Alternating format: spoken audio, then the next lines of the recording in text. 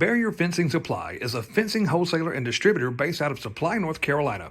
Whether you need fencing, fencing products, fencing accessories, or various other construction materials related to your fencing needs, we have the products you are looking for at today's most competitive prices around. Ask us today about bulk pricing packages.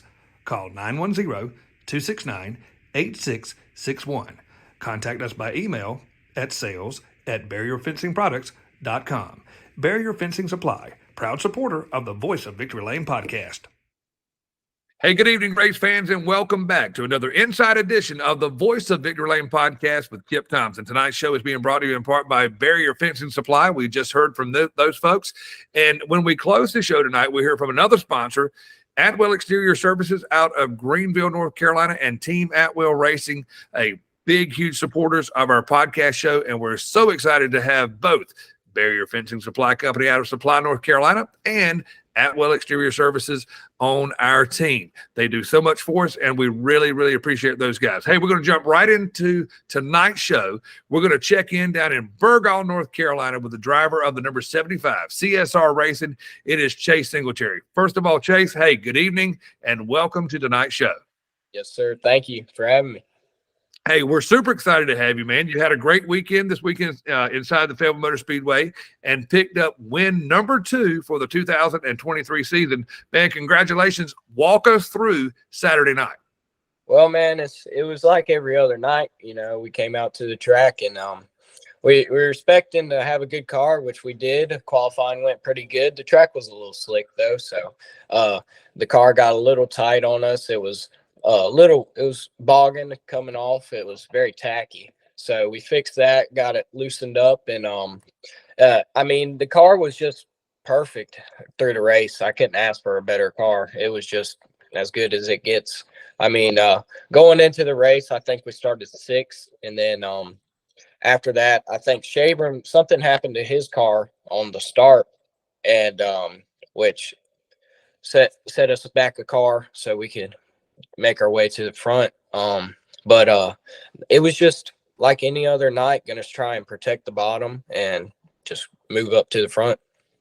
Well, you know, when you talk about the qualifying and the heat races and everything, and having a inside or outside third row is where you started for 6th. And yeah, I'm really not sure. I normally on Mondays, you know, yesterday, I would normally try to have called, you know, Ryan Shabram, because he and I talked quite a bit. And I'm not real sure exactly what happened to the 15 because he started on the inside. And as soon as they came off of turn 4, it's like when they gassed up, it's like he just kind of got off the pace there and just pulled down the bottom of the racetrack.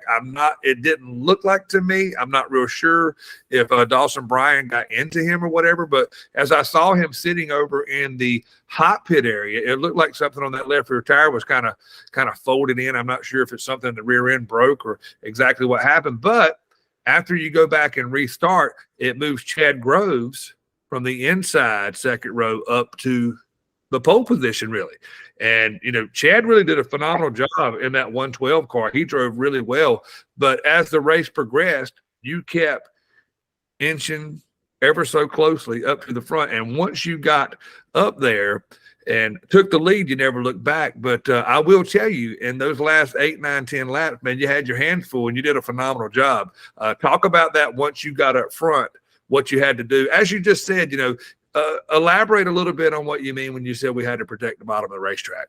Right. I mean, it was just all of it. It's about is consistency. I mean, all you can do is pretty much protect and pray, because some of them boys will dive it down in there and let it stick and they'll go right around you. But luckily that didn't happen. So, but just trying to get around Chad, I was trying to stick my nose underneath him and make sure I didn't tear up nothing, didn't run into him. But after that, I mean, he bobbled a little bit and I slipped right underneath him. And then I think it was, who was it? Gosh, on one of the restarts, somebody came up on my inside and I thought it was going to clip. I thought they were going to clip me, but they didn't. And it was good. It was good, hard racing, you know. Yeah, it was good, hard racing, right from the start. And you just did a phenomenal job, man. And congratulations on picking up that second win. But I got to ask you, when you go to the racetrack, man, you get there on Saturday afternoon. Hey, we're just ready. It's going to be a normal deal here. We're going to hot lap. We're going to heat race. We're going to do what we normally do. What did you think? What was your perception, or how did you like how they separated it and made it, your masters and your pros feature one, and then the semi-pros and young lions? I mean, I thought that was actually pretty cool. Right. Yeah. I mean, I like that because I've always raced with like the more experienced people. Like that's all I've raced against. Because whenever I first started out with Legends, I was always racing with the older guys, which more experienced guys. So I started out on asphalt, and everybody on asphalt is about fast as they come, and then we moved to dirt last year, which we're still running a little bit of asphalt. We got that new car, and I love that changed. I think they should do it every race. Well, I was going to just ask you, just so fans would know, because when you look at how the lineup was set, when you have masters and pros, and you have the semi-pro and the young lions, there's guys like that race down below that are older than you, and you're thinking, well, why did Chase Singletary actually run in the masters and the pros? But just so the fans can understand, like I'll let you tell about it. Like when you register with INEX, you choose what you feel that your skill level's at. Right. And that's what you chose to do. So let's talk about that. And not that, I guess when you race with the best, you're going to race a little bit better. You race to your level of competition, and not talking anything about anyone that's a semi-pro or a young lion, but you kind of, as a young guy who has only been racing dirt since last year, you kind of throw yourself in the fire, but that's your choice. Well, I mean, the way I see it is you race the best, you be the best, it's just, you learn from your mistakes, and you find out where the fastest part of the track is, and you watch them, you watch how they drive, and you gotta just follow everything they do and just get better and better and better. I mean, it's just, once I registered last year, we started out in the young lions, and then semi-pro, I've always watched like winter nationals and dirt nationals. That's always like a big wreck fest. Like that's the wreck fest part of the day. Semi-pros feature. I mean, but pros is just where the good guys are, and not to say anything. I mean, God, there's some fast young lions out there, but I think everybody that I've seen is fast in pros. Yeah, those guys really, really pick it up and put them down. And, and it's a little different skill level. Yes, it is. But, some of those young guys like you, I mean, you got what it takes. I mean, and, the other thing, and I'm sure, with you being successful on asphalt, let's talk about how, when you come to drive a dirt race car, what that actually does for you in the whole realm of being a driver when it comes from dirt and then going to asphalt. I mean, it's got to do, one thing I know for sure, it's got to teach you car control for sure. Lord, yes. I mean, dirt is about one of the hardest things I've ever done by far. I love dirt. I like dirt more than I like asphalt for sure, because it's just, there's so much going on, and it's fast and it's fun and it's good racing, I mean, it helps a lot with your driving style, pedal control, everything. I mean, throttle control, wheeling it. God, I just can't get over it. Well, and from what I would think, that not that any of it is easy, it's all fun, but I would think, driving a legend car on asphalt will be somewhat, maybe a little bit easier than what it would be on dirt. I'll tell you, I've had, on two different occasions, I've had Drake Troutman on our show, and we've talked about that. And, talking about the difference of, getting out of a legend and then jumping into a UMP modified, or getting out of a legend and then getting into a super late model. Man, what a gigantic change, what a huge difference that is, to go from this type car to, again, a UMP modified or a super. And to be honest with you, Drake Troutman, as you know, is a driver who drives all over the country in all types of different race cars. And he said on our show twice, man, this legend car is a lot of fun. It's a lot of fun. He said, but hey, it's the hardest thing I've ever tried to drive. Yep, that's true. I mean, we used to race. Well, we still do. We still got the car and everything, but we got a pro late model sitting out back. It's an asphalt car, and that thing drives like a Cadillac compared to the legend car. That's for sure.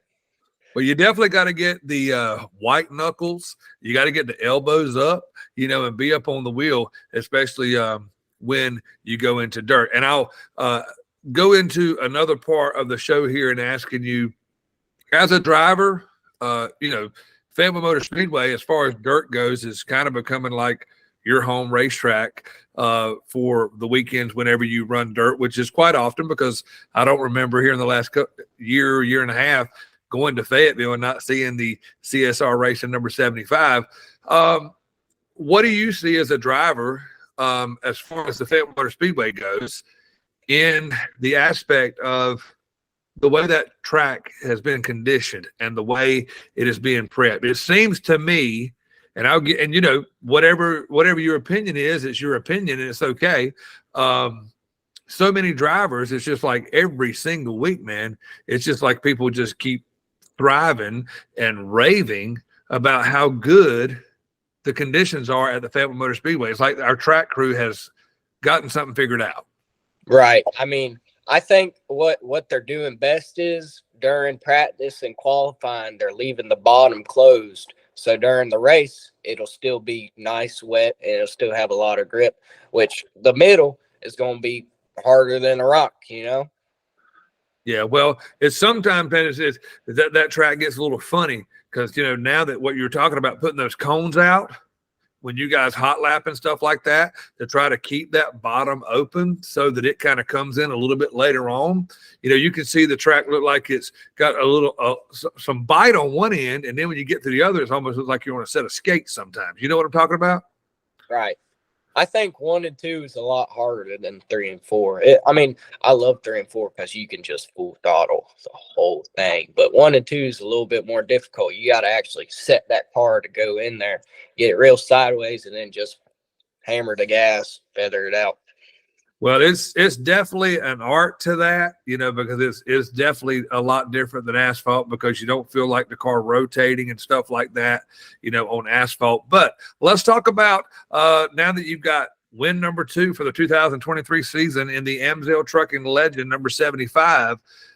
Looking forward to this weekend. It's a back-to-back weekend. We will be back this Saturday, the 27th, at Fayetteville Motor Speedway, assuming you guys are planning on coming back. Oh, yeah, we'll be there. We'll probably be there every race this season. We're going to try and run for points this year. Well, that sounds great. So let's talk about beyond, running this coming weekend. Now, you do kind of run a split schedule, because the Fayetteville Motor Speedway, if you're racing points there, us only, for the most part of the 2023 season, we're only running, twice a month. So how does that work out for you as far as your asphalt schedule? So are you running much asphalt right now too? Or like when you're off at Fayetteville, are you running asphalt, or do you take weekends off? What do you do? Yep, pretty much. So we were actually thinking about running, where was it? Wake County, or the past weekend. We were going to run there Friday night, and then we were going to run Fayetteville on Saturday night, but we just decided not to because it was supposed to rain it out. So we'll probably be racing weekend after next. Where are we going to be racing at? Wake County. Yeah, Wake County. We'll probably be there, and every weekend that we got off from Fayetteville, we'll probably be at an asphalt track. Well, if you go to Wake County Speedway Friday week, let me know. Because really, from where I work at Chatley Boat Marine, it's probably north a maybe 35 minute ride. And that is an asphalt track, honestly. That's all the racing and stuff that I've done and been to and announced that, done this and done that. I've never been to Wake County, so I'd love to maybe come out, maybe hang out with you guys over there at the CSR number 75 trailer, and maybe mean, you might could get some snaps with some, well, you know what I mean. Well, that's a heck of a track too. My first race there was the past weekend before last, and God, I loved it. That was a fun track, that's for sure. And we'll be probably racing at Carteret County, Goodyear, all the other places like that. Well, that sounds good. Hey, so let's talk about some of the folks that help you on a weekly basis, your sponsors. I know you meant your dad. It's got to be super cool, you know, to have him in your corner. You know, he's turning the wrenches there. He's helping you and making the memories, you know, a father-son type deal. It's just so cool, man, to see you guys there together, because if you're not in the car, a lot of times, you know, now that I'm up in the top, not being in Victory Lane all the time and being the voice of the Speedway, I don't really get out and see everybody like I used to. But a lot of times at the racetrack, man, it's not many times that if you're not in that car, I won't see you and your dad together. So let's talk about what that means, racing and working side by side with your dad. And let's mention your sponsors that help you on a weekly basis. Right. I mean, it doesn't get any better.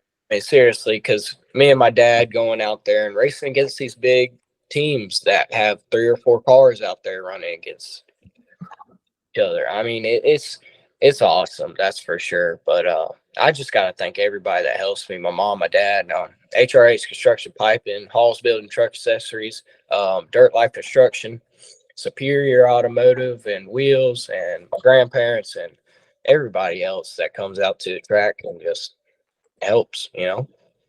I'm going to give you 2 thumbs up. You made it through your sponsor list without bobbling. You did great that time. So when we did our interview, I don't know if you remember that or not. We did like a retake and a retake because, man, you got stumbled up on. It was the automotive guy, but you just nailed it. You nailed it, man. Congratulations. That's cool. We were practicing before. Yeah, that's your dad, man. He's always thinking about making sure that you look your best and sound your best and all that. So what would you say? Let's do a little something that I always do with the driver that I have on the show. You are from Burgaw, North Carolina.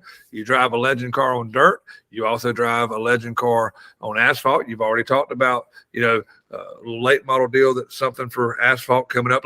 Let's talk about, because, you know, the more you're around Fayetteville, and you go to a track week in and week out, you know, your fan base starts to increase. You have people who start pulling for you because you do put on a great show. You are a great race car driver.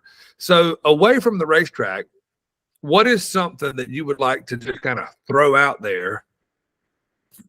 You know, something for fans that don't know. What is something that fans don't know about Chase Singletary that maybe would surprise them, or that you want to say, hey, when I'm away from the racetrack, I like to do this in my off time or whatever? Well, pretty much fishing. I fish a lot, that's for sure. I like fishing. I love fishing. It's just, I could sit out there all day and not catch anything, and I'll still be having fun. That's for sure.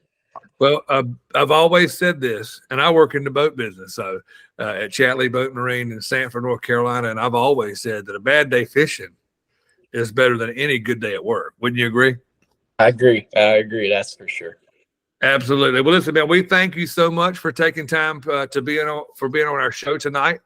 Congratulations on picking up win number 2 in the 2023 season inside the Fayetteville Motor Speedway for the Amsoil Trucking Legend CSR Racing number 75. It's Chase Singletary out of Burgaw, North Carolina. And, man, we look forward to seeing you again this weekend. And not only this weekend, we wish you the best of luck, but we continue to wish you the best of luck for the remaining part of the 2023 season. Thank you. Thank you for having me. Yes, sir, man. We look forward to maybe having you on again, man. You keep winning races, man. We'll keep talking to you and see what's going on, or we'll just check in from time to time anyway, because I think you're pretty cool anyway. Yes, sir. All right. Accept my friend request on Facebook, would you? I will. I promise. All right, cool deal. All right, race fans, that is Chase Singletary, driver number 75, CSR Racing out of Burgaw, North Carolina. He races in the Amsoil Trucking Legend Series at the Fayetteville Motor Speedway and picked up win number 2 this past weekend inside the Fayetteville Motor Speedway. And he'll be back in action this weekend, the 27th of May, inside the Carolina Bull Ring. We'll hope that you will come and join us. As we close out tonight's show, we're going to hear from another one of our show sponsors, Atwell Exterior Surfaces out of Greenville, North Carolina. Be sure to give them a like and share on Facebook. And also, check them out. Team Atwell Racing. These guys, now they have a roofing business and an exterior service business, but they're huge fans of dirt track racing. They're really involved with UMP modifieds.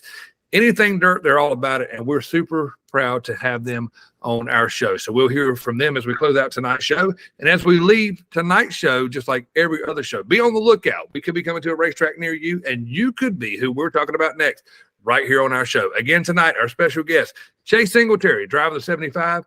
Legend car. I'm Kip Thompson, the voice of Victory Lane Podcast. Thanks so much for watching, and get out somehow, some way, somewhere this weekend. Support a local racetrack.